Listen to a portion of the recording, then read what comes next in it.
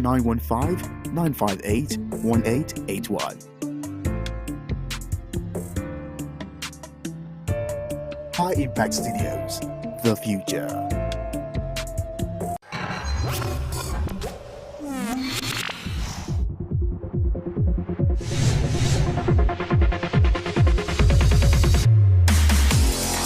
High Impact Radio, 102.1 FM. The future is now.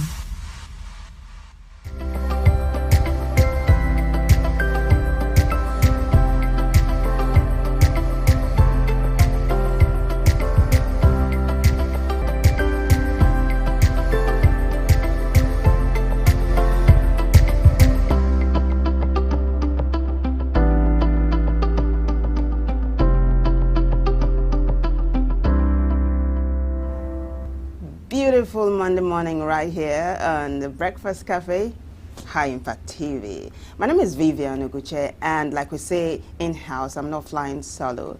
Right opposite me is Sarah. She's giving the royal vibes today. I like the dress, Sarah. It's the royal vibes for me. Vivian. Good morning. How are you doing? Awesome. How was your weekend?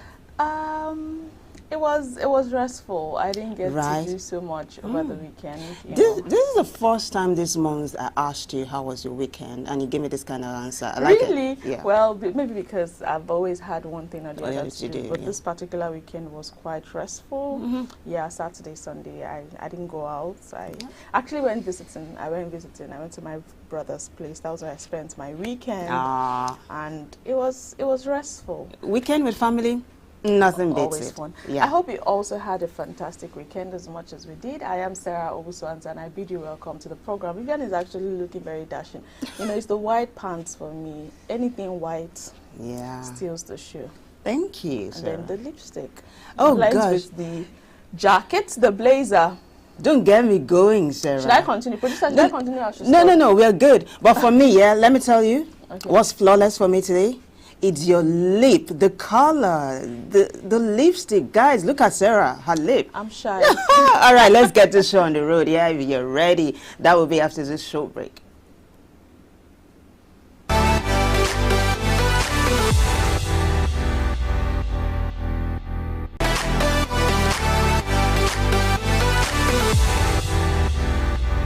You know, on the breakfast show, we always start your day with banters and etiquette. That's just a fantastic way to start the morning. And this morning, we're supercharged. It's the start of a new week. It is the first Monday in the month of November. So we're asking ourselves, we told ourselves, let's talk about goal setting. You know, I know a lot of people will be like, oh, I want to do this, I want to do that. This is a new month. So this is another opportunity to set some realistic goals for yourself this month. Now, goal setting is the process of identifying specific, measurable, achievable, relevant, and time-bound objectives that you want to accomplish. It involves defining what you want to achieve and creating a plan to reach those objectives. Now, by setting goals, you can focus your efforts, track your progress, and stay motivated as you work towards your dreams. Essentially, it's about creating a roadmap that guides your actions and decisions. Goal setting is a powerful tool for achieving success and making progress in various areas of life. There is no lie to this. You know, we have different aspects of our lives, and in every aspect, it's important that we set realistic goals. I like what they put here. They said it's identifying specific, measurable, achievable, relevant, and time-bound. For me, the relevant, I would say realistic as well. That means your goals must be smart. Smart, I like it. Smart goals, realistic goals. What it then means is that there are unrealistic goals. Yeah. Does something pop up right now that can be an example of an unrealistic goal? Like, say, getting a jet next week. Maybe. Or just buying a house next week. Yeah. Except you are expecting a miracle. A miracle, which happens. But if you decide that, oh, I want to work towards buying it, and you know how much you're earning per month, and you say, oh, in the next 2 months, I want to buy a house. If you tell that to a family, a friend, they'll first look at you like, okay. She okay? Are you all right? Yeah. But you want to give us some types of goals? Yeah, we've got types of goals. Yeah, number one, short-term goals. These type of goals are achievable in a short period. For example, daily goals, weekly goals, and monthly goals. Let me now add yearly goals. Number 2, though, long-term goals. Okay, that's where the yearly falls. Achievable over an extended period. For example, yearly goals. Yeah. 5-year goals, 10-year goals, right? And then you also have career goals related to professional development and advancement, like the kind I've got, lots of them. Number 4, personal goals, a focus on individual growth, well-being, and happiness. This is one that is very, very important for me. Yeah. Number 5, financial goals. Now, I know this will be key for Olumide. It involves managing money, saving, investing, and building wealth. Now, Sarah will take us through some benefits of goal setting. Yeah, so when I decide to set goals, what are some of the advantages that come to me? It gives me clarity and focus. It helps me know, okay, this is the area I want to pay attention to. Also, another benefit is motivation and direction. We also have increased productivity and efficiency. Also, we have improved self-confidence and self-esteem. I like that one. I like that one. You know, yeah. There's this confidence that comes with it. I remember when I was going to, so you know, we broke down different type of goals, short-term goals. I remember when I wanted to take a course on script writing, it was a short-term goal. And I was able to achieve it in 2 months. Wow. Then I also remember when I wanted to get my master's degree. I knew that could not be a short-term goal. That one was was a long-term goal. So I had to be very realistic about it. Even though ASU happened to me, it wasn't supposed to be as long as it eventually got, and that was like a long-term goal. Now, if I'm looking to do something else again, I could say, okay, I want to do this, and it's going to take me 1 year to do it. Yeah. I'll start planning towards it, and I know that I would have to go through this process for this particular period of time. I like the fact that you really sat down to think it through. Yes, I had to, because I was having a conversation with someone in the office on Friday, and I said, if I didn't do it when I did it, it would have been difficult. I won't do it now. That's especially with everything happening. Absolutely. If I didn't make that decision then, I will not do it now. So timing is essential. It's also very important. Okay. I took increase. The next one is enhance accountability and responsibility. Also, it helps you make better decisions and also prioritization. I'm going to take a break, and I've been taking a break for so long. So and then I had to just tell myself, okay, you know, you're going to set this for this particular period. You're going to, you know, just set it to this time. Work with this time, and that has helped me. Else I'd have been under so much pressure. What you just described to me is wisdom. That's what's called. Right. But let's move very, very swiftly. We have increased sense of accomplishment and fulfillment. How to set effective goals. I think this is the last one we'll be taking. Identify your vision and your mission. Assess your strengths, weaknesses, opportunities, and threats. That's your SWOT analysis. Make your goals SMART. We took that earlier. It must be specific, measurable, achievable, realistic, or relevant, and time-bound. Write down your goals and review them regularly. Very important. Create an action plan and break down big goals into smaller ones. Sometimes they look gigantic, but the moment you start to break it down, you actually see that you can actually do it. And celebrate successes and learn from setbacks. Also track accountability. Yes, track accountability. Very, very true. This is so good. Major thanks to the producer for coming up with this. We wrap it up here. Take a short break, come back, and take a look at the national dailies. Stay with us.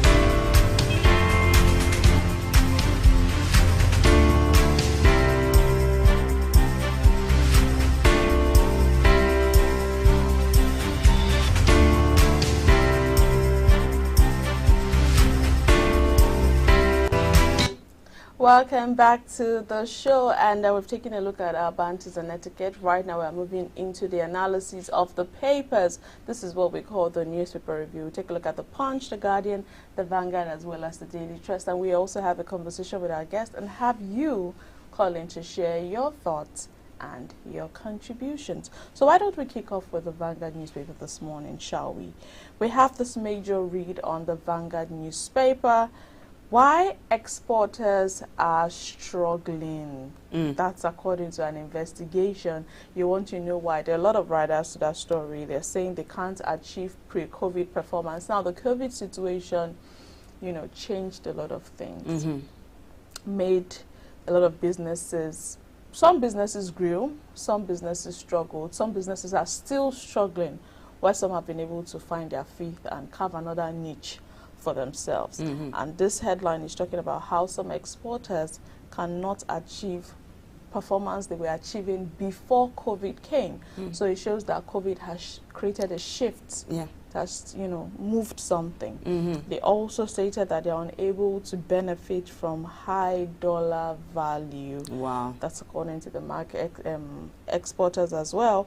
They lament lack of access to export proceeds, and it's all about competitiveness in price and quality. That's coming from Muda Yusuf. All of the stories are on page 19, I beg your pardon, Vanguard newspaper. Now, there's a pictorial representation on the Vanguard newspaper that has been trending since last week. Minister of Women Affairs visits the kid detainees in Abuja.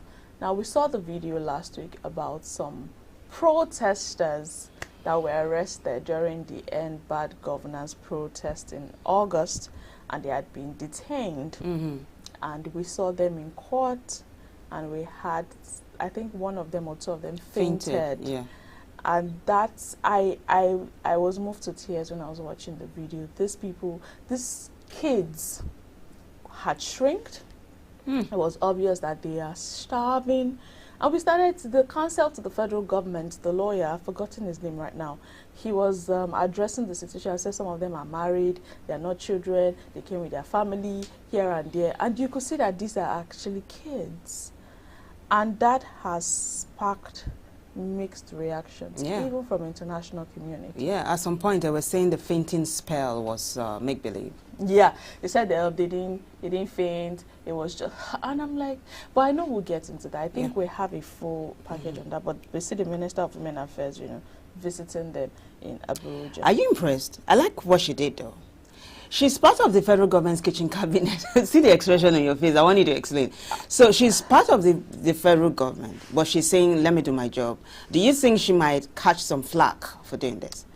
I don't think anything right now. I think that, I don't want to say I think that, but this doesn't solve the situation. And maybe it's aesthetics, though. Handing them, is this a drink or water or food? Is it for national, is it for what's the word now, show off or what exactly? But we see this one here that says international firm hires depot to blend substandard petrol in Nigeria. That's coming from Dangote Refinery. Beside that, Asagba's 2 fierce legal battle looms. That's on page 18. Moving on, presidency, Atiku tango over economy. You get a full read on page 9. End bad governance protest. ACF, NHRC, CISLAC, SERAP orders slam police over trial of minors. But page 6 has the details. NG confronts Setima Diri, Gwegudu, Idris, Ribadu, Nasima to lead discussions on economy and security. Talking about striking, the strike that SANU and NASA members embarked on, withheld pay, normalcy returns to varsities as workers suspend strike. So apparently it's like they've heard the plea of the federal government. I hope they don't come back to say, oh, you did not meet our needs. Lastly, Sports page 29, AFCON 2025 qualifier, Libya begins mass arrest of Nigerians after CAF. I don't even understand this. I'm not surprised. It's like they want to pay back. You know, they were fined $50,000 US and Nigeria was awarded 3 points. Yes. So they'll feel, okay, we have to do something. So now they're arresting. But they were punished for what they had done, for starters. Well, let's see how this pans out, though. Absolutely. Yeah. Let's quickly take a look at the Daily Trust You ready? Well, major headline is about the end bad governance saga. Families of detained minors cry for justice. Lots of riders, let's see if you're taking them. The first one says, I thought my son was dead. I can imagine the trauma. This other one says, Falana, that's the senior advocate of Nigeria. Other lawyers challenge bail terms. IGP prosecutors' utterances disappointing. That's coming from the ACF. And then Governor Yusuf demands detainees return to Kano. Last rider to the story, CSOs threaten mass action. Serap wants minors released in 48 hours. So there's a deadline to that. Above the masthead, Dangote reveals petrol price sells at 990 naira per litre. I know Sarah would be running this by our guest when he comes on board. Absolutely. We also have this one here. Landmine kills 7 loggers in Borno. Very unfortunate. Hearts are with the families of the deceased. This one here says presidency, Afenifere disagree over federal appointments. So there's been talks of nepotism in President Tinubu's cabinet reshuffle, kitchen cabinet generally. We'll be talking about that with our guest analyst eventually. This one here says Naira depreciation pushes Nigeria's debt up by, get this, 47 trillion naira in 1 year. Gosh, it is mind-blowing. Then this other one here says, site refinery in Kolmani, forum tells the federal government. Interesting, get details of that, page 7. This one says 2 Kano NNPP reps dump Kwankwasiya movement. Wow. Politicking. Yeah, I'm telling you. Last but not least, wanted terrorist leader Habu Dogo arrested. Well, you want details? Just go straight to page 7. Daily Trust. That wraps up for us in front page of the Daily Trust. Right, 0812-182-0154 is the number to call. Be a part of the conversation. Let's take a look at the Punch newspaper this morning, and it has the major read to the conversation around the minors that has been flying around since last week. And bad governance. Northern governors, ACF, others demand minors release. One writer to the story says, North must wake up. Bala Mohammed charges region, senior advocates of Nigeria differ on arraigned minors. Page 2 has the details. Now, according to report, some of these minors were charged with treason. I don't know if you saw that. Some were given a bill in like sum of 10 million naira. And you ask yourself a question. How did they get it? How do we even place this side by side? This House of Rep member, I've forgotten his name, that assaulted ride-hailing driver. A Kweje or something. Yeah. He was given a bill of 500,000 naira. And you see that all of this doesn't even add up. And then you give minors a fine, or what do I call it, a bill or whatever, of 10 million naira. We live in a very fantastic country, I must say. Page 2 has the details of that story. Above the masthead, federal government projects 44 trillion naira revenue as reps oppose tax review. Page 2 has that. Remember, I was having a conversation with you this morning about how we had the report, how they were calling for a suspension of the tax reform bill, but the president has rejected it. Yeah. Page 2 has details of this headline.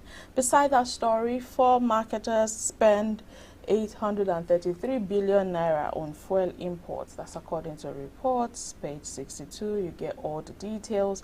Nigeria's forex market unstable, says Fitch. Of course. We don't expect anything different. Page 60, we can see the picture of Wale Edu there.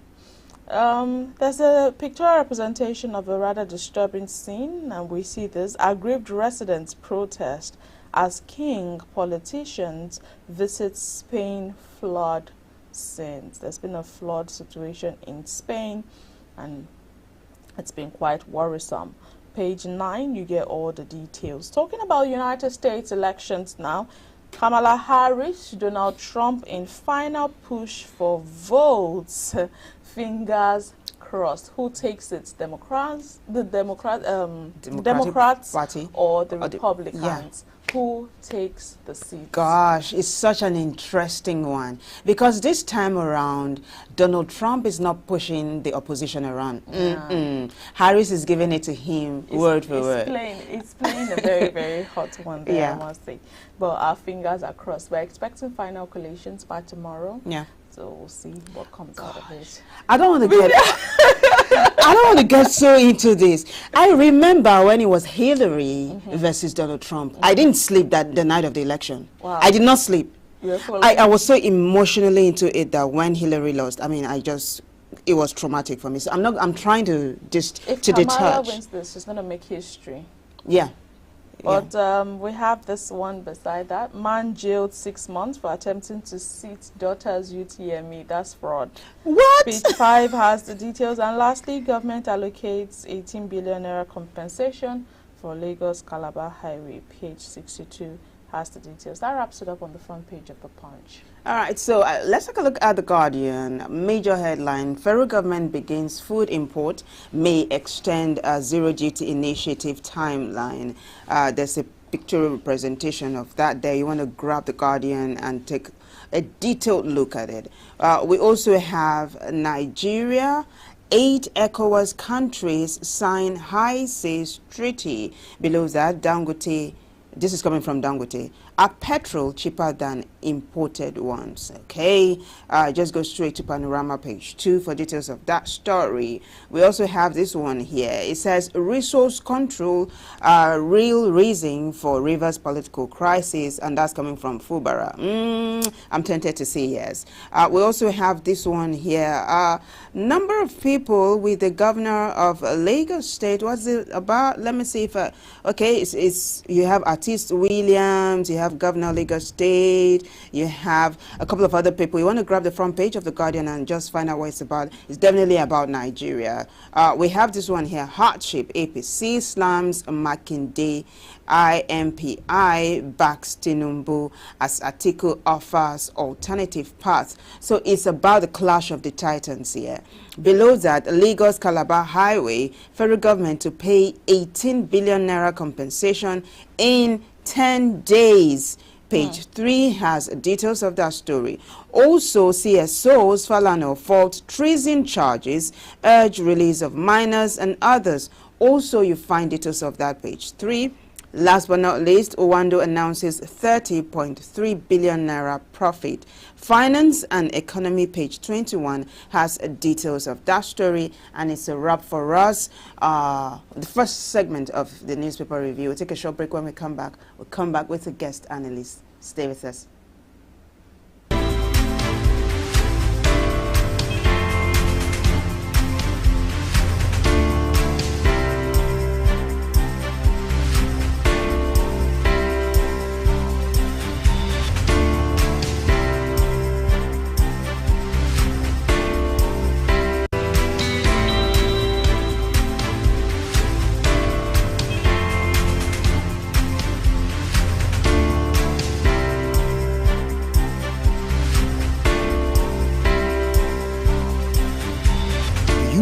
Bad production can kill a great content idea. Do you want to have a photo shoot, audio production, or do you need a professional voiceover artist? Do you simply want unmatched cinematography, video production, or just event coverage, such as weddings, birthdays, or burials? Or do you need a space for meetings or conferences? All these are possible with High Impact Studios. Don't bring down your creativity, let's help you take it high. And out of this world with our state-of-the-art equipment and first-class studio space. We give you the quality you deserve at the best rate. For more details, call 0706 393 5694 or 0915 958 1881. High Impact Studios, the future.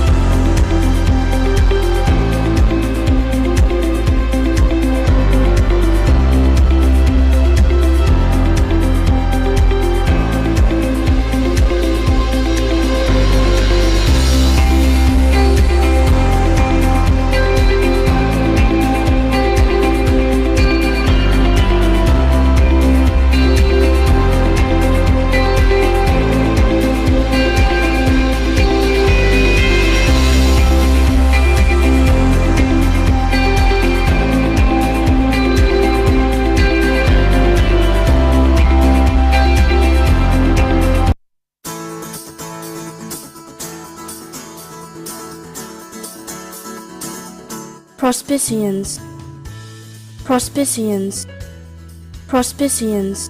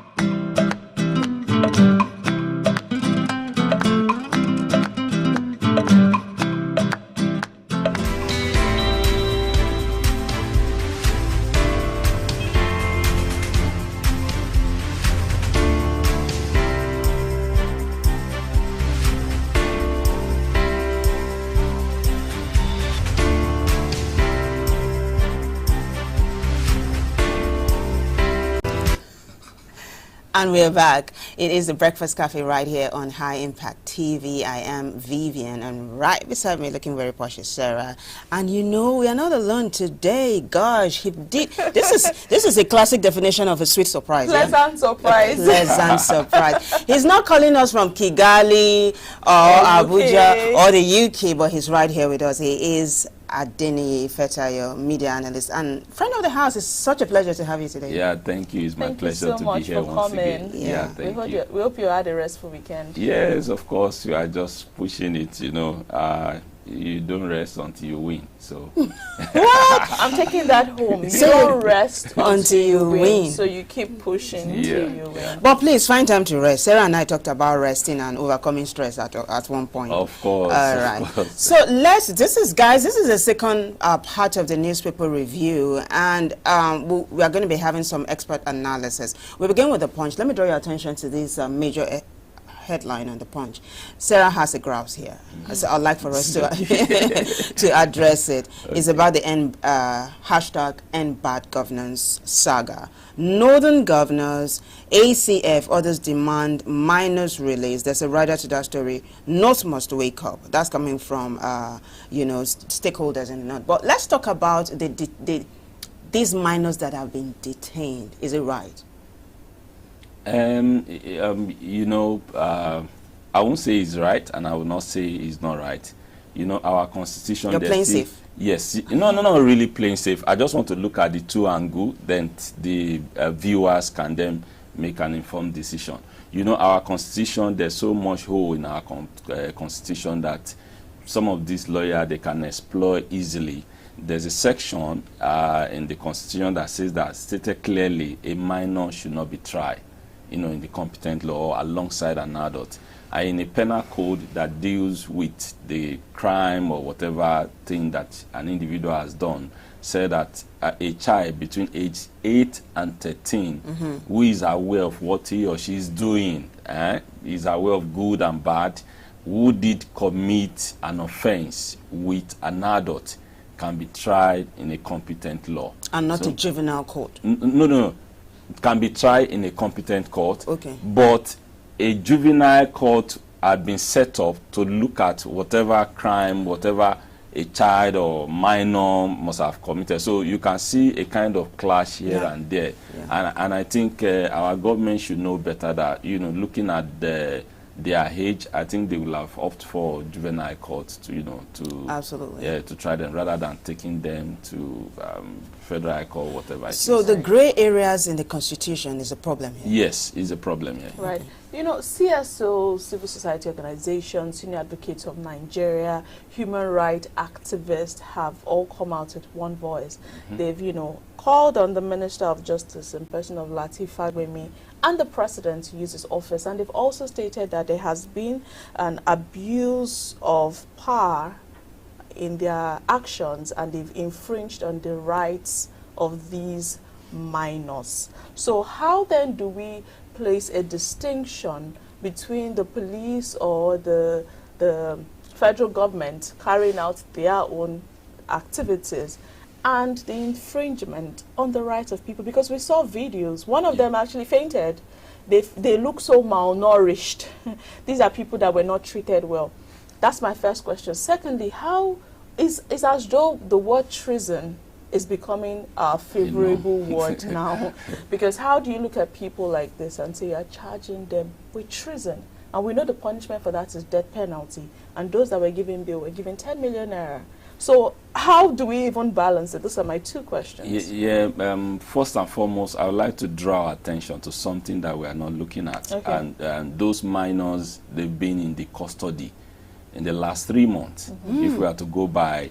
So are you saying those senior advocates, the Northern Governor, the ACF, are they not aware? Are they just waking up? Are they just waking up? But just because he has made the headline, maybe somebody made a video, they want to play, they want to play safe or to disgrace this government or that government, and they are now coming up. And secondly, where I will fault the federal government, if a crime is committed, for example, in Kaduna State, the Constitution recognizes that such an individual, be tried in that state. So you're talking about jurisdiction? Jurisdiction now. So if it is in Kano, so why bringing all of them to Abuja if not that there's an ulterior motive here? And to those northern governors and all of that, it's just they need to do more. Just like they said, in quotes, Nigeria is the headquarter of, I don't want to say extreme poverty or not, but who said we it? have Was the Theresa May headquarter within the headquarter. That is the northern. If you go there, our northern governors, district and leaders, they need to do more, so that just like the Bible says, teach a child in the way he should go. When he grow from it, when he grow up, he will not depart. But we've still not been able to establish, because it's stated here clearly that this is a grave violation of the human rights of the children. So my first question was, how do they carry out, how would the federal government or the police carry out their job without a grave violation on the rights of this? So you want to do your job, at the same time you shouldn't violate my human rights. So how do we balance it? Just like I said, the challenge is here is our Constitution, which anybody, if you can look at the loophole, you can capitalize on it. Like I said, it's not today those children or minors are being in the custody. And because if we have not seen the video, if you have not seen the video, I have not seen the video, we never know that maybe those children or minors are being kept in the custody for the last 3 months. And talking about being malnourished, there's a constitution that says whoever you kept in your custody must be fed maybe once in a day. That I don't know. you'll be surprised that they said the federal government is spending 1,500 naira per day on detainees, I think, thereabout. Thereabout, I'm not sure. Yeah, no, it was in the headlines last week. Maybe it's just for the papers. Maybe for the papers. No, I'm not sure. Okay. So that's just it. It's just a matter of capitalizing on the loophole on our right. Just before Vivian comes in, so most of what you've said has been hinged on a constitutional problem. Yeah. And I know that a couple of while ago they were calling for constitutional reforms. They should review the constitution. They should make amendments. This constitution is not working for us. So based off this, I know that there have been other loopholes in other areas that they tie back to constitutional problem. Is this the time for us to actually review our constitution? If yes, whose jurisdiction is it in order to ensure that we have a constitution that still works for everybody? Yes, I want to draw attention that in Finland, in the last 5 years, they've won best country in the world, back to back, beating the likes of America, UK, and Based on what now? Yes. So there are some criteria. One of the things I learned: education, health, standard of living. But aside that, there's a one that stood out for me, and that is they don't make any law without consulting the people. Even if you want to present a bill, you need to first come and meet the people. This is what I intend to put forward, and they will now look at it. No, this one, we don't have one leg, please create a road for us. Oh, we don't have one eye, make this provision for us, so that it will balance. Then it will now take the submission of the people and bring it to the National Assembly or the state or whatever it is. They will now deliberate on it, fine-tune it. So you are talking about constitution review. Some of this constitution, Yoruba would say, Akin Fari Olori Leyin Olori, that you don't chase somebody's hair behind him, behind such an individual. Funny, yeah. Yes. The constitution that we had, that we've been operating, is just few individuals that came up together. You must do this. When you do this, you do this. It's not revolve around the people. It's not revolve. Yeah. And it was most of our, and most of our roads, you can see there's no provision for disabled.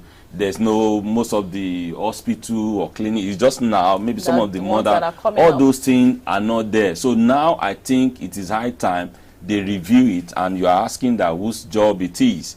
You and I, you have a representative from the media, from artisan, from market women, professional, opposition, just pick, a handful. So let's sit down, and of course, the lawyer, the attorney general. I know Vivian wants to ask you a question. Okay, so but you said something that the media, the artisans, we all have representatives. Yeah. Let's come down to Nigeria. Yeah. We're in this country together. Yes. We know how things run. Yeah. It feels like our voices don't even matter. Yeah. Those at the end of affair know what they want to do, and they do it. So how exactly would they successfully involve you and I, and the woman selling tomato and rodo, and the disabled person, and the artisan? How exactly would they do something that is so comprehensive, that captures every segment, every individual, and they are ably represented, because we know our country? Let's be real. Yes, we will continue to hammer it, you understand. I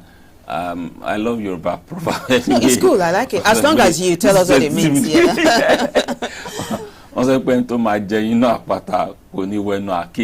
That someone that's going to eat an honey hidden in a rock, you not think of, I'm using my axe. It's not. You just continue to say it. You continue to hammer it. So you get the honey. You get the honey. Yes. Okay. So we just continue to say it. They know some of these things that we are saying, it affect them internationally, and they don't want that kind of bad press or bad representation. For example, now just bad press alone cost Africa over $4.5 billion, 4.5 billion pounds every year. Wow. Just because most of the things that we say as citizens of this continent. And so it's Africans, the same thing. They don't want that thing to affect them. So by the time we continue to say it, the time we come, they say, okay, I'm listening. Come, let's debate it, but don't let us shy away that our voices are not time. Yeah. It will come soon. Talking about bad press too, Yeah. there's this picture on the front page of the Vanguard. It doesn't impress Sarah at all. Okay. Yeah, it's about the NSAS, the minors that are Yeah, detained. okay. You see the Minister of Women Affairs, Suleiman Iman.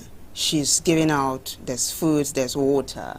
And is this in a bid to flip the coin to ensure that there's no bad press? It's not really, you know.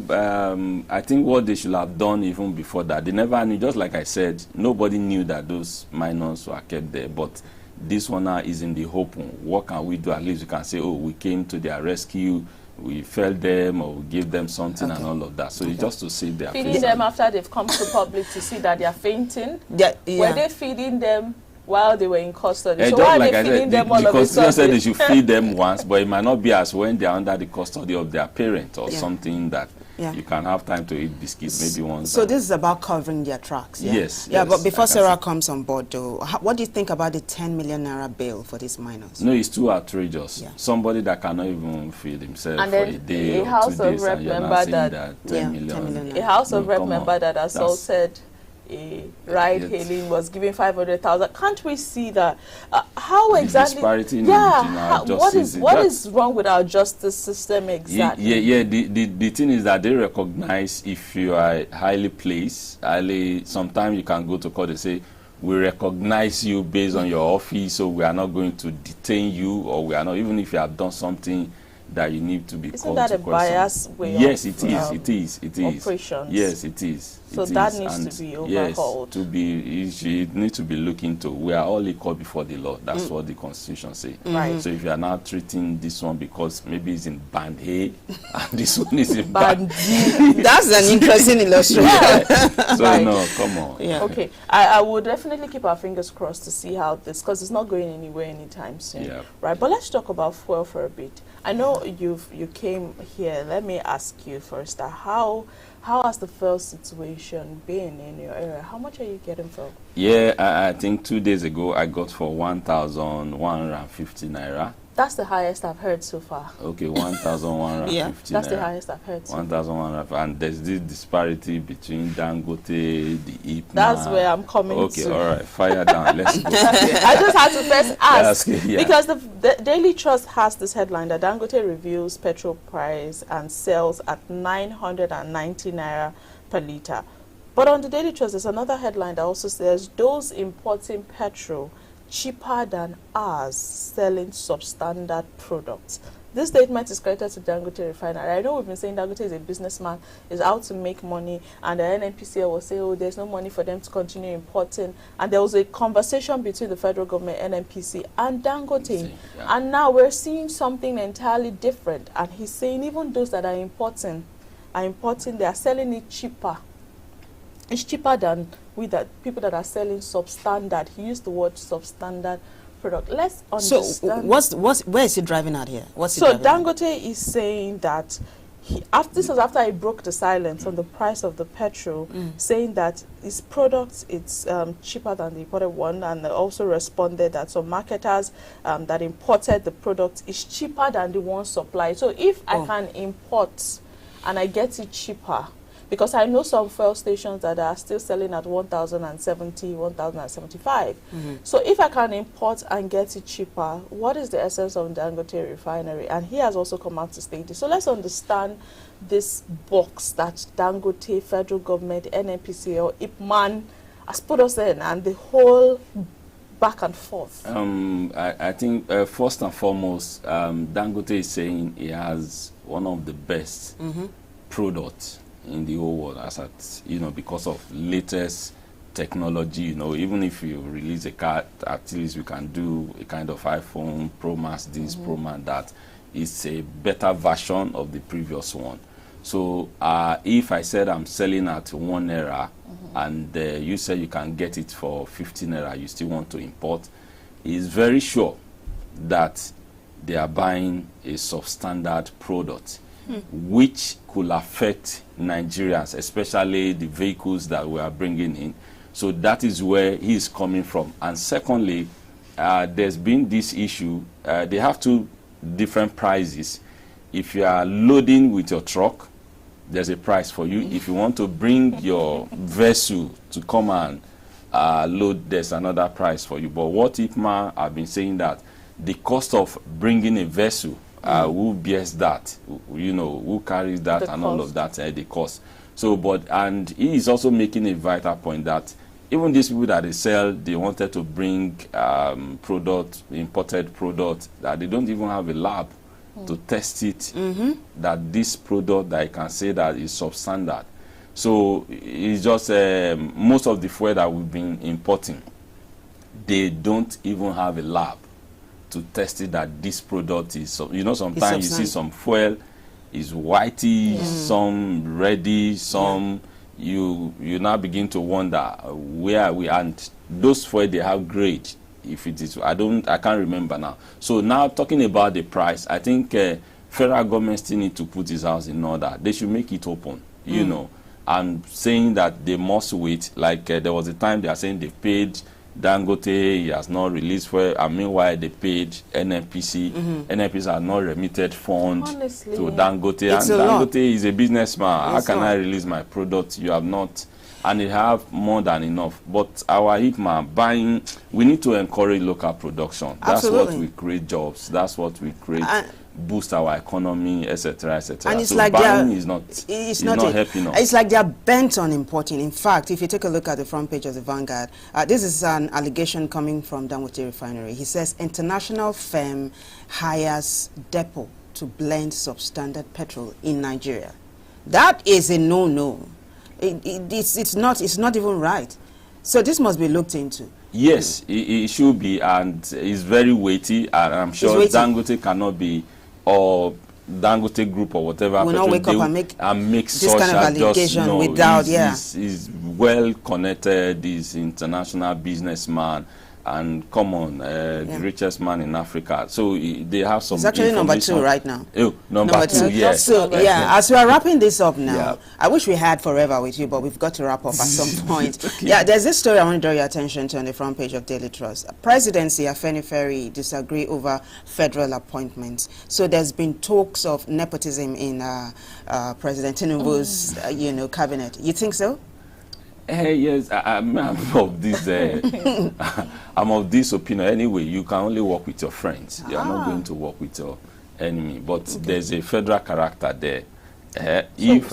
So if my friend, just to interrupt a bit, so if my friend cannot, I know my friend, and I know my friend doesn't have the capacity. Yeah. No, you can't. You can't. Would I still put my friend in No, not at all. That's a no-no. That's a no-no for me. No, you can't. But you cannot. But what I'm saying is, based on recommendation, I know you are very good in this area. Do you have an individual from this? You have an individual from that. And you look at the whole thing, okay, let me go for this.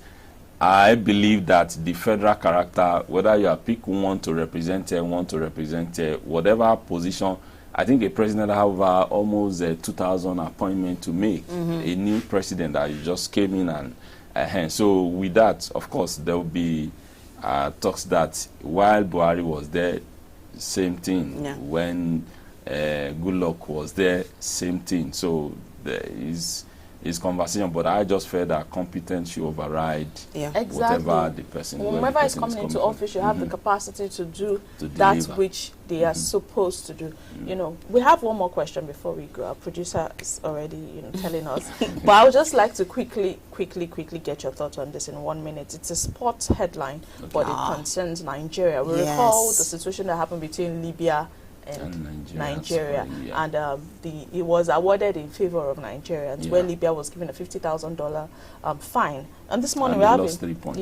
Lost 3 points. And we have a headline this morning that Libya begins mass arrest of Nigerians after CAF verdict. This is quite disturbing. So it's like a so that the word can circulate. So it still boils down from what our leaders are doing. Definitely it will snowball to the way we see ourselves on the continent. I think the government, they need to call themselves to order. This is not nice for us, at least happening in the same continent. I think we can do better.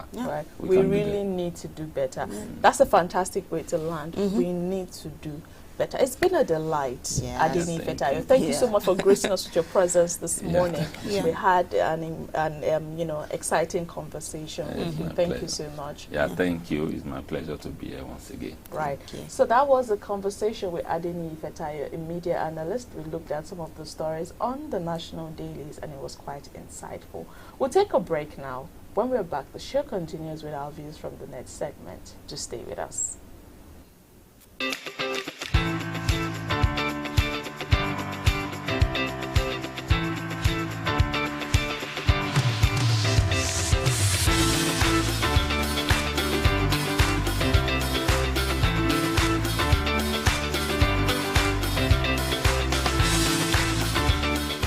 Do you know bad production can kill a great content idea? Do you want to have a photo shoot, audio production, or do you need a professional voiceover artist? Do you simply want unmatched cinematography, video production, or just event coverage, such as weddings, birthdays, or burials? Or do you need a space for meetings or conferences? All these are possible with High Impact Studios. Don't bring down your creativity, let's help you take it high. And out of this world with our state-of-the-art equipment and first-class studio space. We give you the quality you deserve at the best rate. For more details, call 0706 393 5694 or 0915 958 1881. High Impact Studios, the future. As a child, what is most important to you is love, warmth, acceptance, and security. But as you grow, there is a paradigm shift in the way you approach life. The interest you lose in some things, you pick in other things. Sometimes, the road is smooth. Other times, it is rough. Every step of the way comes with a new hurdle to scale. You win some, you lose some. You laugh hard, you cry hard, but at the end, you look back with a fulfilling smile and say, "What a ride." High Impact Television equips you with what you need every step of the way.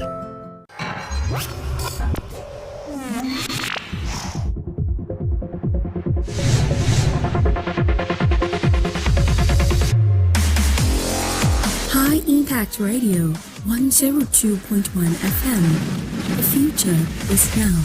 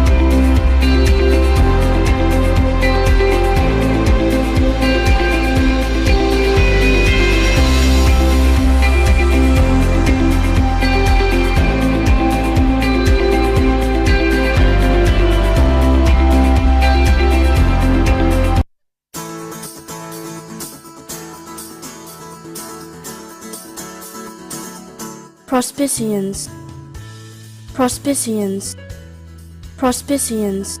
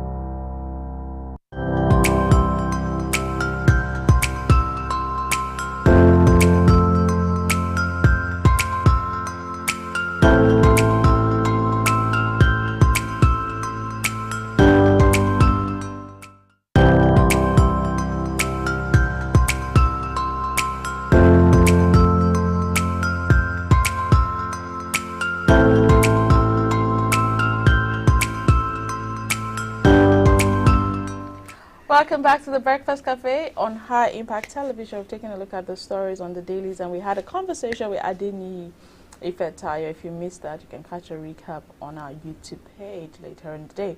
Now, this is our views from the net segment. What do we do here? We try out a question, we get you to send in your comment, and also call in to respond to 80812-182-0154. And the question for today is, if you could switch life with someone for a day, who would it be and why? You know, when I saw this question over the weekend, I got my answer immediately. I didn't think twice. I'm tempted. What is it? I would not do it with anybody. Yeah, man. I didn't have to think about it 2 times. I didn't give it a second read because I realized that sometimes people that we envy from afar have more struggles.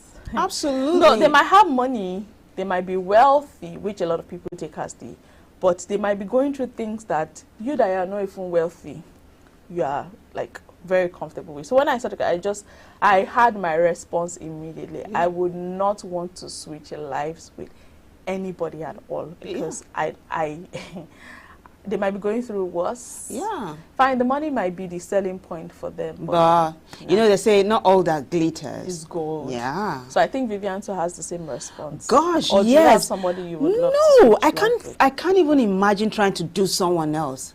I'm enjoying figuring me out, and I enjoy doing me. So hey, let me stick to doing me, yeah? Yeah, if you want to go by Nollywood movies, we'll see that people that are wealthy, some of them have one disease, or there's just one unhappiness, or there's something that is taking that joy. So just, I would not. Now that you're even talking about it, there are, you talked about Nollywood movies. Yeah, I hardly watch them really, yeah. But most of the time you find out that those that are extremely wealthy are normally having marital issues. There's always either the man has too many wives and it's like a Fuji house of commotion, or he's not having enough time for the family. There's one thing or the other. But it's also important to know that there are people that are extremely wealthy and they are okay. Like that's the thing. They are very okay. But above all, I will not switch lives with anybody. I won't. No, definitely. I will just, you know, absolutely work on myself. But let's quickly take Melody from Bini. Melody is very. Melody decided to go for the second richest man, Aliko Dangote. I will transfer half of his money to my account. So if you're not Melody, if you're not going to do anything that would make that money produce more money, you will just spend it. Squander it. It will get exhausted and you'll be back to the basic roots. This thing you just said, have you ever noticed, there's a study actually that those who hit jackpots, you know, gamblers, they waste the money in the shortest period of time and they go back to going broke. So if you get that money and you're not able to put it into something that can give you more money, trust me, it will vanish very quickly. Yeah, this one says nobody truly has it all figured out. Nobody truly has it all figured out. I love my life, and though I'm not yet where I want to be, I'm steadily working toward the future I envision. I believe that everyone, regardless of their circumstances, even the wealthy faces face their own struggles and challenges in life. This is Onwukwe Chisom from Edo State in Benin City. Good one. Nobody has it all figured out. Sometimes I'm brooding in my issues or challenges and I get to speak with somebody and I'm like, you know what, let me just drop mine. Just drop it somewhere. And then you speak with this person and you find out that this person even has it harder.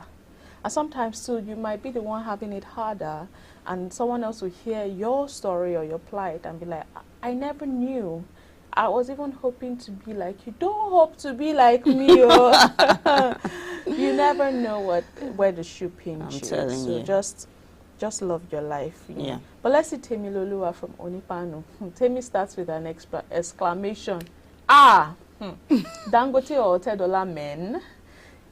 It's money and connection we're talking about. I'll put plenty things in place in just one day. They might have problem, but it's not my problem because I won't think about that problem for a day. Just want to enjoy my life. No, if you're switching lives with the person, you're taking on money, problem and all that the person has. Every challenge, you're taking it on for that day. Nah. I don't want to have sleepless nights. Nah. Tebilolua, thank you for your comments. Sleep is essential. Yeah. I got Ruth next. Ruth says, honestly, I don't really have a choice. Everybody get their fair share of problems. The bigger a person is, the bigger their problem. which I might not be ready to face. That's Ruth, yeah? Oh, so I am happy being myself. Thank you, Ruth from Lagos. Thank you too, Ruth said Ruth. the bigger the person, the bigger the problem. It's just like when they say, the more you are climbing a ladder, the higher you go, the more difficult it gets, and the more responsibilities come on your shoulder. I have somebody I follow on social media, Instagram. I follow her post a lot. I like her. She's in Canada. You know, she's very, I follow her, take things from her, listen to her. And for a while she wasn't posting. And then one day she posted, and apparently she listed things that she has. She's a young person in her late 20s. Yeah. Posted things she has been going through, PCOS, weight, a whole lot of And she's in her things. late 20s. Yes, and I sat back and I was like, this is somebody that a lot of people come on her post and say, I admire you so much, I really want to be like you, you're living the life, because she's married, she's in Canada with her husband, and she put it there that a lot of people actually see me and say, oh, you're living the life, but she said she has not. The last time she had good health was about 10 years ago. Are you kidding She me? has been in and out of the hospital every time, but this person comes online, still makes her followers okay, creates content, and it made me realize that sometimes people, not even sometimes, people let you see what they want you to see on social media. It is the side I want you to see. And if you now decide based on that I admire you, I want to be like you, you might be putting yourself in trouble. Social media is a doctored space. It is not real life. Yeah. I can show you what I want to show you on social media, and it can be the absolute opposite of the of real deal. my reality. So people that base or take people based off their social media, you need to sit down and have a rethink. So what you just said now is health is wealth. Yeah. Very true. So don't chew or don't swallow more than you can chew, really, or don't chew more than you can bite. Well, let's move on here. This one says, I can only wish to be like myself, even in the life after. I will rather still want to switch to myself. This is because I love the kind of life I'm living. I feel good by myself. I admire myself and will always wish to be myself. Kutmak Uzaya from Magburu, Ogun State. Your name alone, I admire it. It's Right. awesome. Thank you. Yeah. Let's see Okwe from Lagos. Okwe says, I don't want to switch life with anyone. No.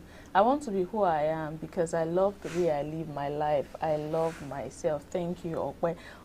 One of the key steps is embracing yourself and loving yourself. I've shared this thing so many times. I had a problem with my complexion. People used to use it to insult me until I got to year one. I think it was Olumide I was sharing it with on the set. I got to year one. I had a roommate that was lighting, very, and they say fairest of them all, you know, and she made a comment about my complexion, something about how I can buy her complexion, but she can't buy yours. And since then, I started to embrace it. So sometimes, if you don't love yourself or see yourself in that light of, this is me, I am okay, I am enough, you keep desiring to be other people. Absolutely. In fact, Caucasians always have this thing called sunbathing, so that they can get it tan. They tan their skin. Yeah. And you have it naturally, and you want to become other way. So Gosh. sometimes the first step is just loving yourself. I'm telling you, self-acceptance. Now, this one says, sorry, I didn't have anyone who I would like to switch life with. Is this our purpose? Reason is that. Okay, reason is that our purpose and destiny are different. Modupe Oluwa from Lagos. Beautiful, Modupe. Thank you. Yeah. Right. But let's see Shegun from Port Harcourt. Shegun says he would like to switch lives with the top oil executive. Running one of Nigeria's biggest oil companies will be intense.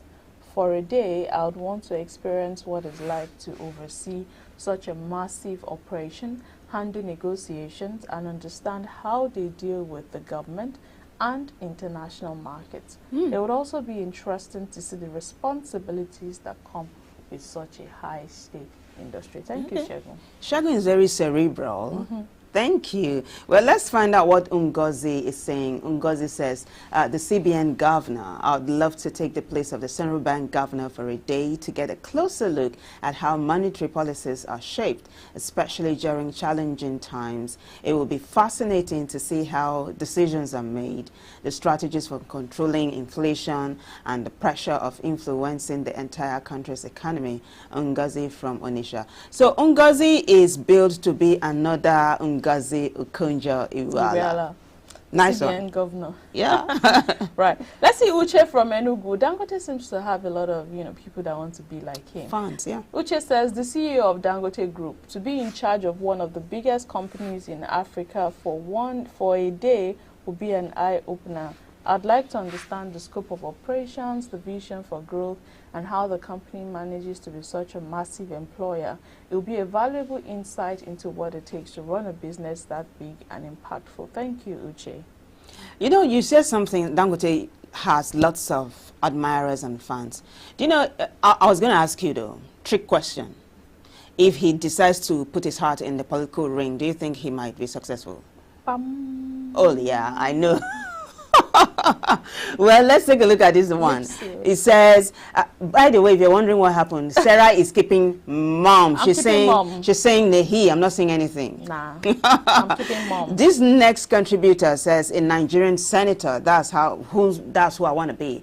A Senate president, to be precise. Being a senator for a day would give me a chance to understand the legislative process from the inside. I'd like to experience what goes into debating bills, representing people's interests, and balancing the political pressures. It will be interesting to see how laws and policies actually come together in the Senate.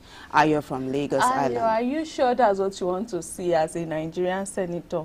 Are you sure? Or Yeah. is the salaries and emoluments and allowances that you want to see? Let's be real with ourselves. I'm sure that's what he wants to see. He wants to see, because this is a well thought out strategy. The fact that it did not include the money there, money is part of it.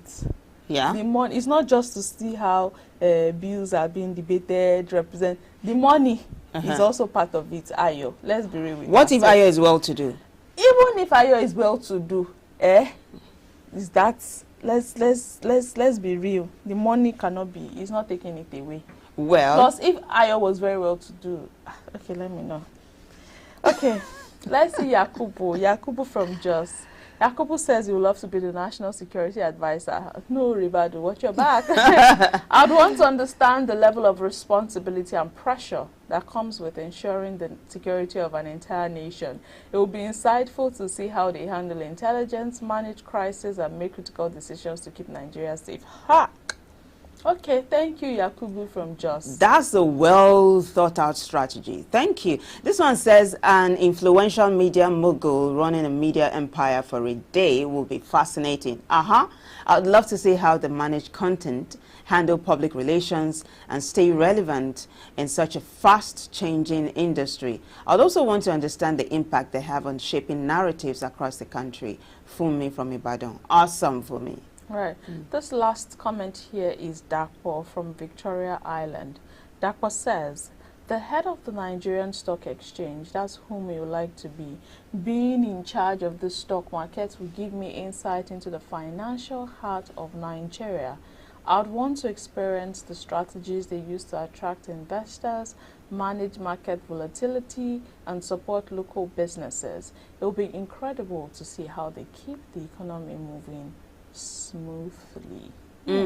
This is beautiful. Why this has been interesting for me is the spectrum we've just seen. It's a spectrum. It's from one end of the spectrum to the other. And I'd like to say thanks to the producer for a perfect alignment. Did you notice that those who wanted to be done with it just came?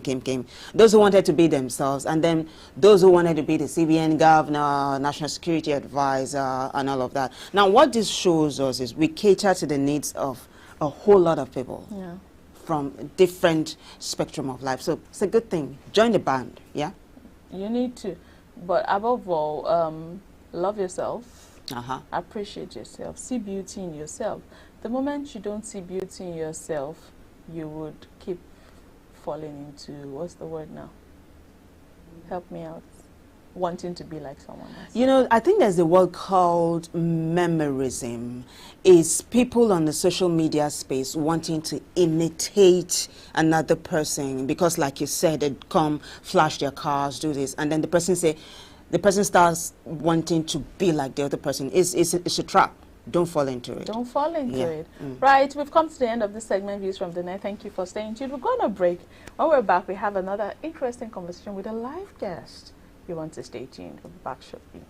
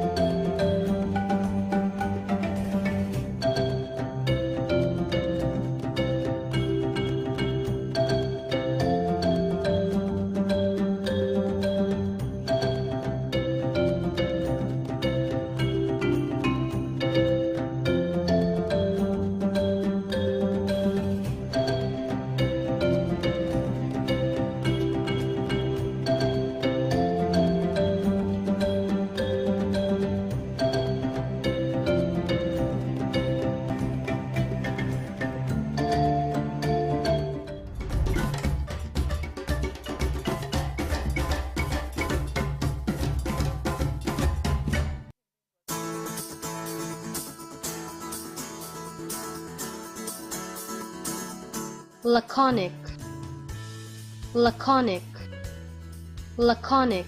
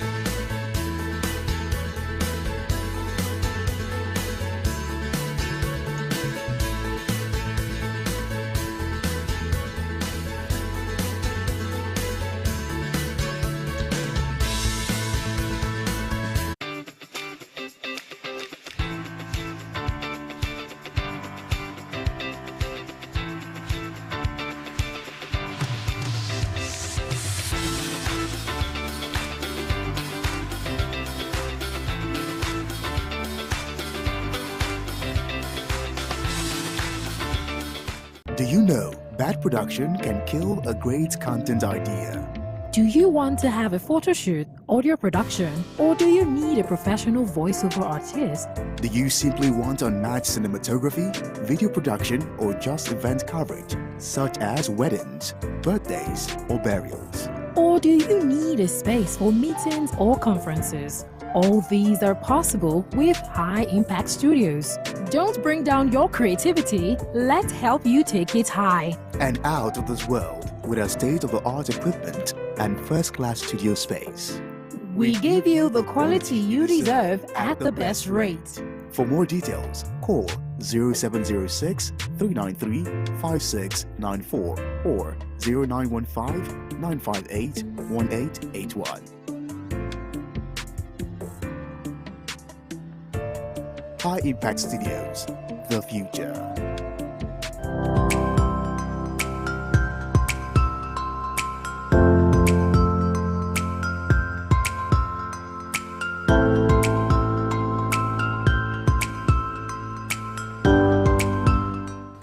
Welcome back to the Breakfast Cafe on High Impact TV. This morning we're talking about something very important, navigating privacy and data regulations in advertising. This cannot be overemphasized, and you ask yourself, what does this even mean?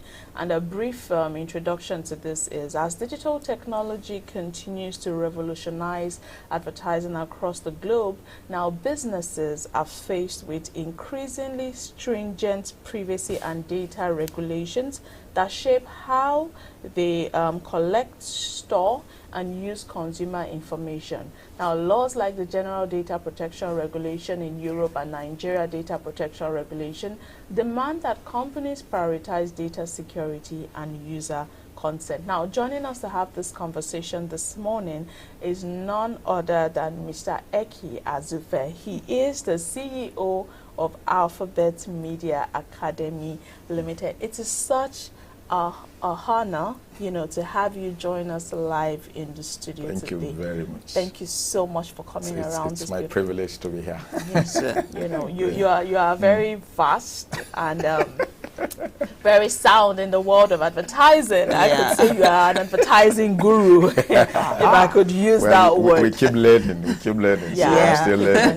There's still a lot to learn. But let's kick off, because this is a broad conversation with limited time. Sure. We know that data privacy laws are becoming very stringent globally. What would you say have been the biggest challenges that advertisers face in maintaining compliance with delivering effective campaigns? Yeah, effective campaign, that's the buzzword actually, because whatever you are doing in advertising, there must be effectiveness, and that's to say at the end of the advertising or advertisement that you're doing, what's the return on investment is so important. So this brings us to the fact that everything about advertising is actually telling a story about the brand, right? And you are telling that story to somebody you want to woo, a consumer. We call it target audience, but invariably it's a consumer.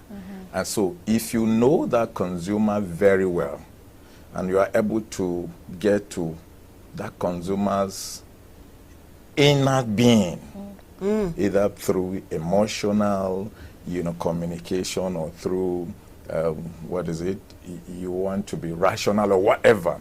If you understand the consumer very well, then you'll be able to tell that consumer the story you want the consumer to hear about your brand or service. And that's only when awareness not only created, but you generate the interest. And when the interest is generated to a point where the consumer wants to try that brand or wants to try the service. And if the consumer tries and your what do I call it? Your promise is actually what the consumer has derived from your brand, then you have won, a consumer, and that person becomes even your advocate, because they can go ahead and continue to use their brand or service and even tell other people. Because you have been tested, trusted, and confirmed. Definitely. Yeah, so where does, because I know you advertisers, you pump a lot of money into your business.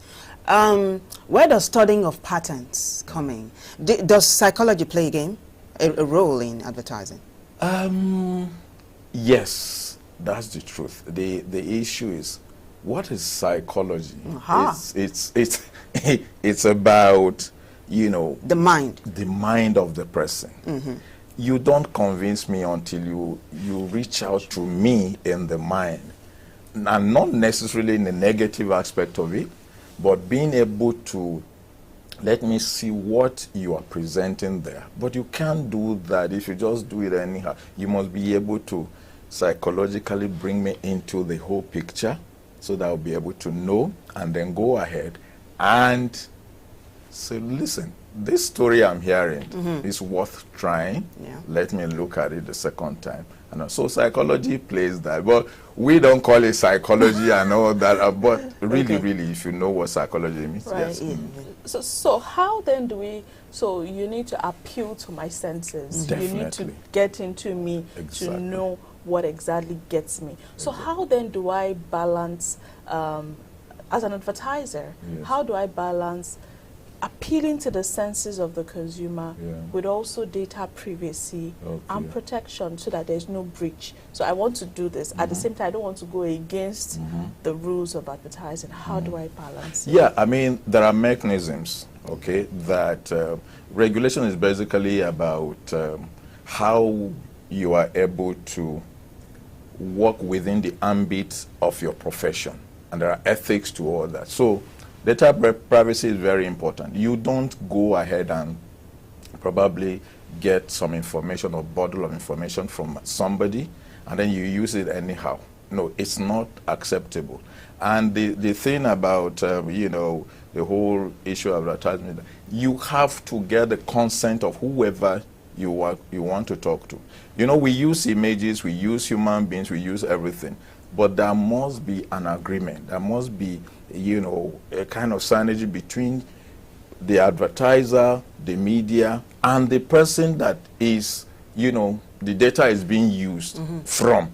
Otherwise, you will go against, and you know there are many data regulation, you know, agencies and all that. And advertising is so important. So there is what we call the code of advertising. We call it like a Bible. That's why I brought it here. It specifies what should be done, what shouldn't be done. And when you go against that, you fall foul of the law and you can be prosecuted. And there are fines up to the point of being in prison. So data protection laws are taken very seriously.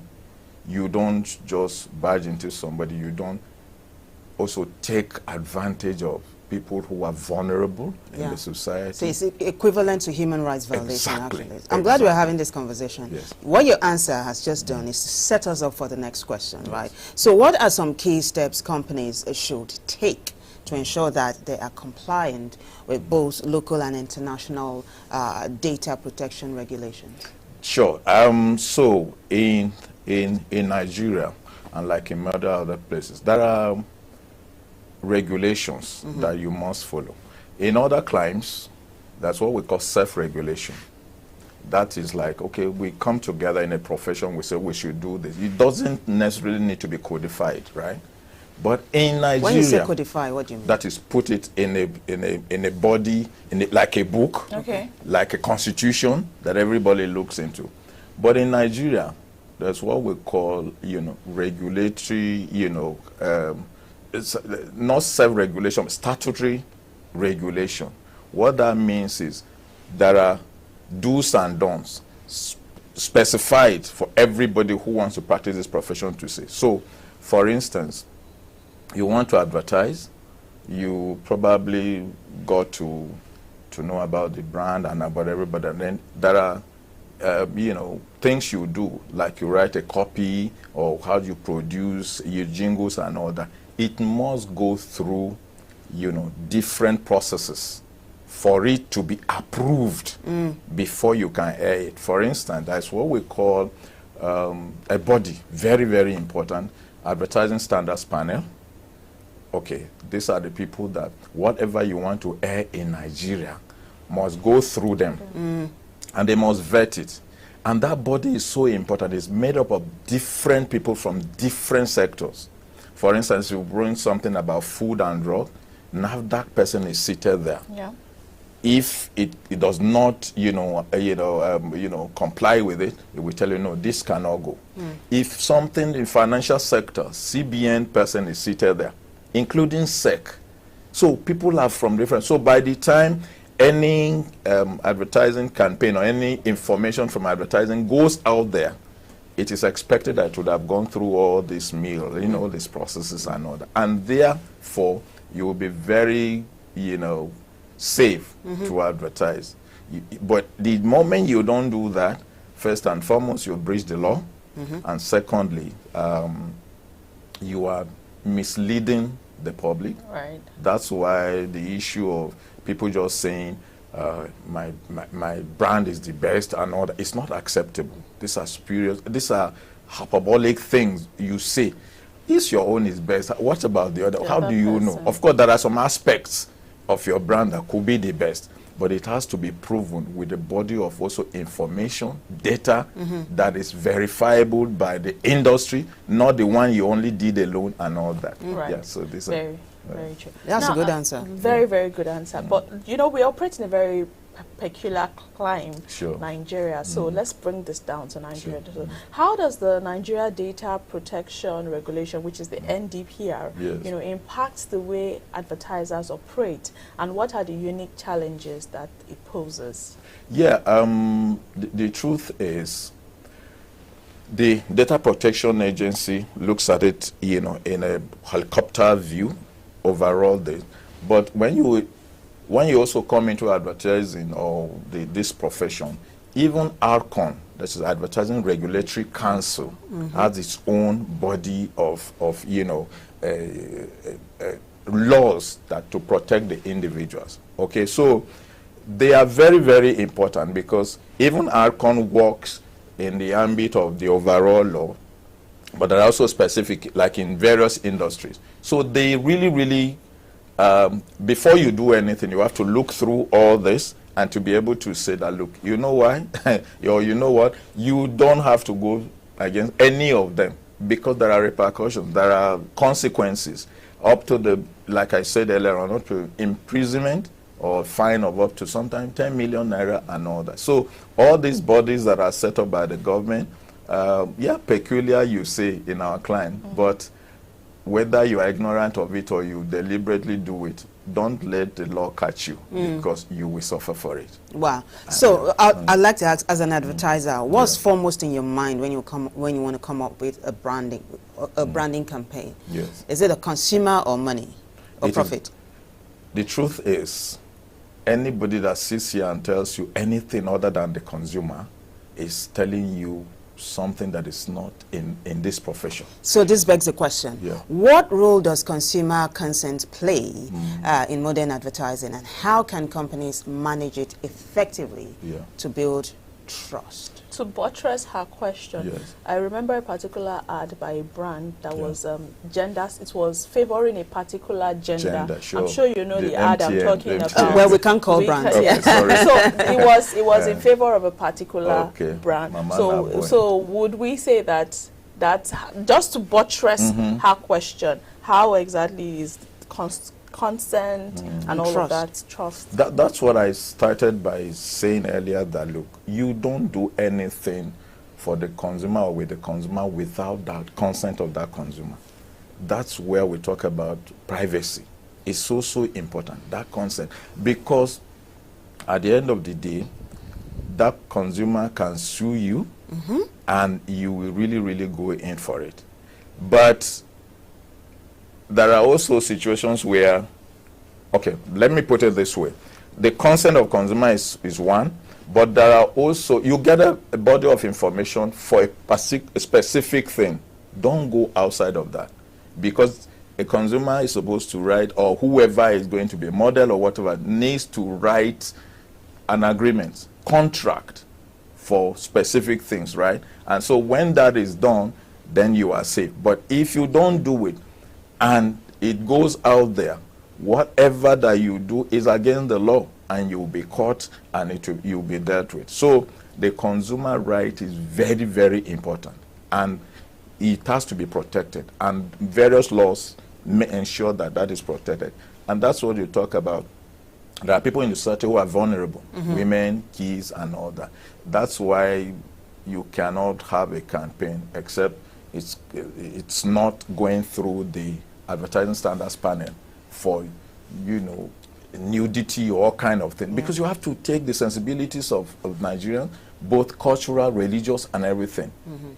For instance, there are things you air in Lagos or you expose in that. You can't do that in the north, because you have to take the cultural nuances, the religious, and whatever into confidence. So you put all that together. Right. Just before we wrap up, because we've run out of time, this last question, if you can answer in 1 minute, you know, everything, we're looking at a futuristic Nigeria where everything has gotten better, but how exactly do you see data and privacy and data regulations, you know, shaping the future of Nigeria and shaping the future of advertising in Nigeria and beyond? It's going to get better and better, because the truth of the matter is, even the consumers, even the people you work with are getting more aware.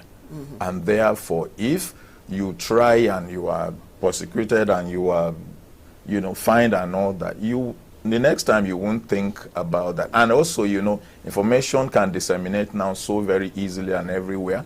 So you cannot fool any consumer or any person and all that. And the laws are watching you if you do anything. So for me, it's going to get better, because as people get more aware, they are ready to like enforce their rights and make sure that my privacy is maintained. Or you don't just do something with my information from me without necessarily getting my consent. Fantastic way to land. Fantastic. Thank you. You've been good.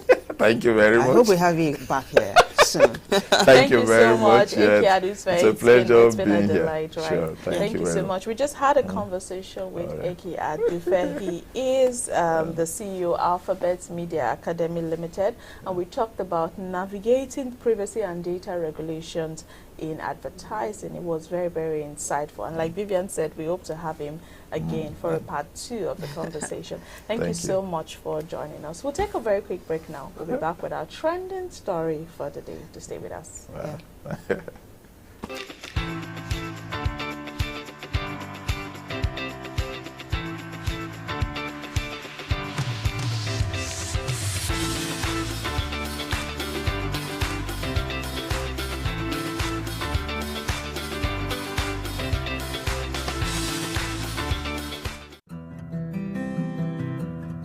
As a child, what is most important to you is love, warmth, acceptance, and security.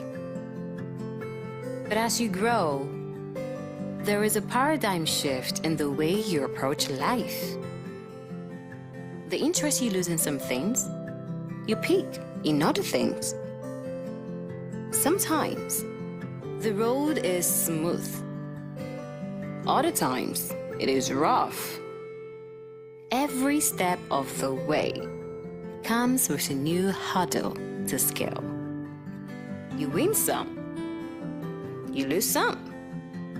You laugh hard, you cry hard, but at the end, you look back with a fulfilling smile and say, what a ride. High Impact Television equips you with what you need every step of the way.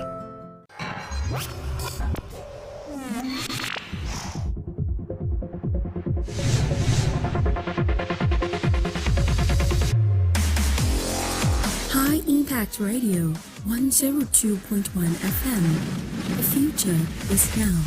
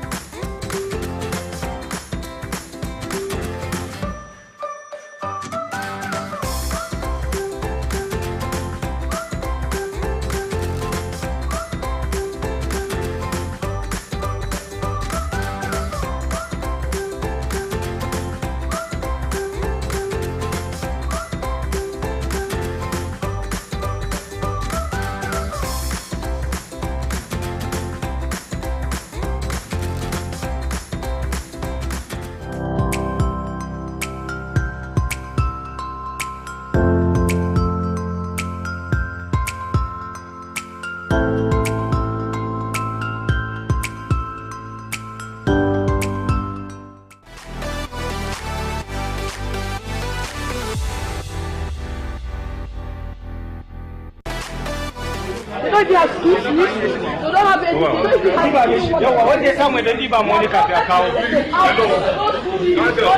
these people, we are just 90-something like these days. These boys that we brought to the court today, all of them are adults. Most of them are married men. None of them is a minor. Some of them are university graduates. The small kids you are seeing here, they came with some of their parents to come and greet their loved ones. They are not even the real suspect standing trial in this case. These boys were arrested in Kaduna and Zaria.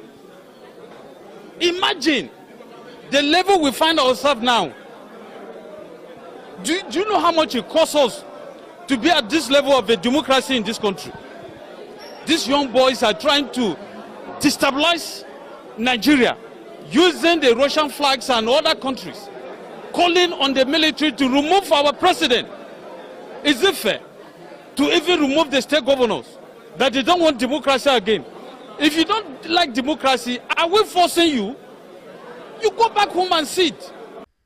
Those that are not criminally liable under the law, those are the people, they are young ones below the age of 7. Once you are more than 7, you can be charged to court. The only thing is that you need to follow certain procedures to do that. But none of them is less than 7. I think the youngest should be 13. The fact that you are a 13-year-old doesn't mean you cannot be charged to court.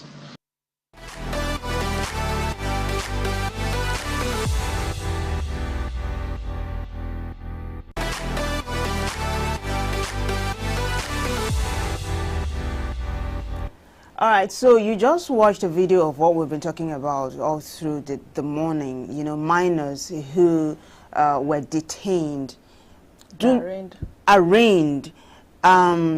We heard the counsel to the federal government saying that those are adults and some of them are married.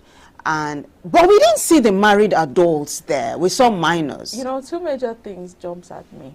First off, the reactions of the lawyers behind the counsel to the Ramazonte, I think his name is Ramazonte something, behind the counsel to the counsel to federal government, their reaction was something else. When he was speaking, you could see them gesticulating, laughing, giving a sort of reaction like, okay, what are you saying? One.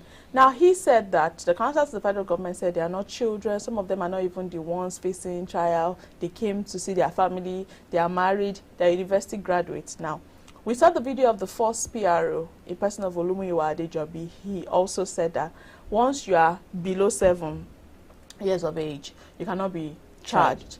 But when you are above 7, you can. And he said something. He said most of them were around 13 years of age. That was what he said. So if the counsel to the federal government is saying they are not children, they are not minors, they are adults, they are married, and Olumuyiwa Adejobi is saying, oh, can you get what is jumping out at me? Yeah, there's disparity there. So the counsel to the federal government is trying to prove that they are adults. Olumuyiwa is also stating that they're like 13. So, and the fact that he also said once you are above 7 years old, you can be tried. Now, I was waiting for him to say if you can be tried in a competent court or a juvenile court. That's the thing, because constitutionally, it is when you hit 18 that you're termed an adult in Nigeria, right? Yeah, so I was waiting to see if this is going to be in a juvenile court or not. I think they need to get their stories straight, really. It's just, I don't know if we have comments. Producer, do we have comments? Because I'm sure that a lot of Nigerians had a lot of things to say. I saw a lot of comments on social media. Do we have comments, producer? While we're working on that, you know, it is, first off, like I said, two things jumped at me. The reaction of those lawyers behind him, and the fact that one is saying adult, one is saying 13 and above. But we have some comments here. Roots Babe 44. Roots Babe says, this is not fair. Everybody has the right to protest. I think she wants to say against bad governance. Igwe_Credo says, what a shame. FFF21910 says, shame on the whole country. Shame, shame, shame.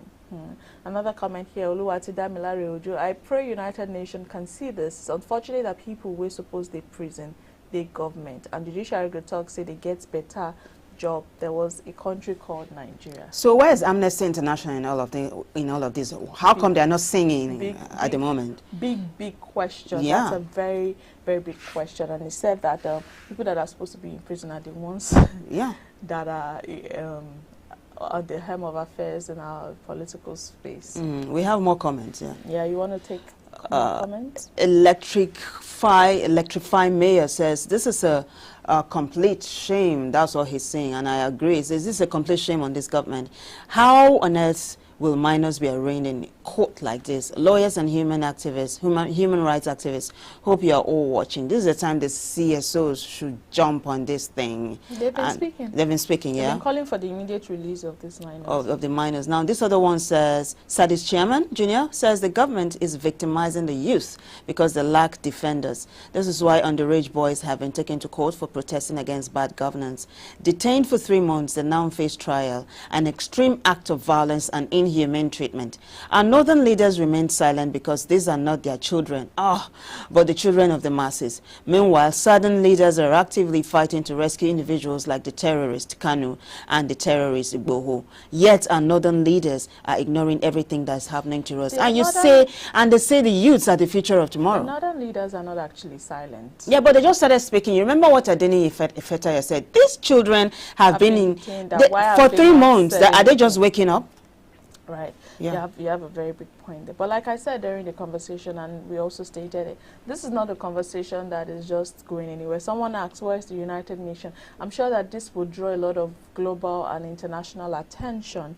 And I would like to know how they will intervene. And like you said, Amnesty International, how are they going to intervene in this situation? But I was going to say you'd be shocked that they don't even, the international community do not get to see anything. I think they have selective hearing when it comes to Africa sometimes. I like that choice, selective hearing, right. But that's it on our trending story for today. We'll take a break and bring you weather forecast.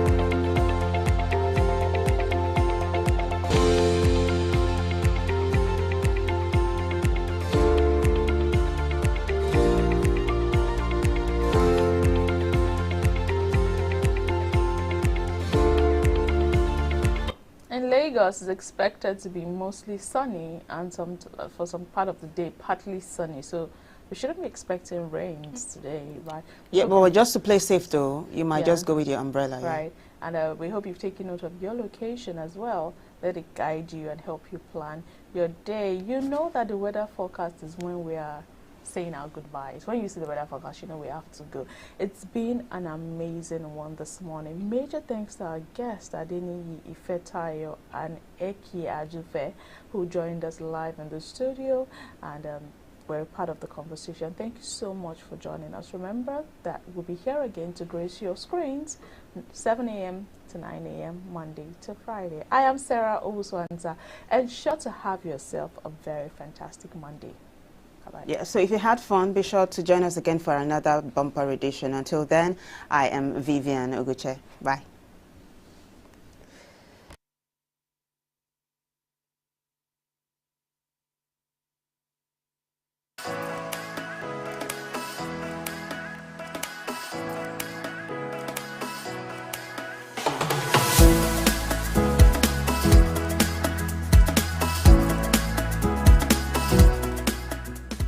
Do you know bad production can kill a great content idea? Do you want to have a photo shoot, audio production, or do you need a professional voiceover artist? Do you simply want unmatched cinematography, video production, or just event coverage, such as weddings, birthdays, or burials? Or do you need a space for meetings or conferences? All these are possible with High Impact Studios. Don't bring down your creativity, let's help you take it high. And out of this world with our state-of-the-art equipment and first-class studio space. We give you the quality you deserve at the best rate. For more details, call 0706 393 5695.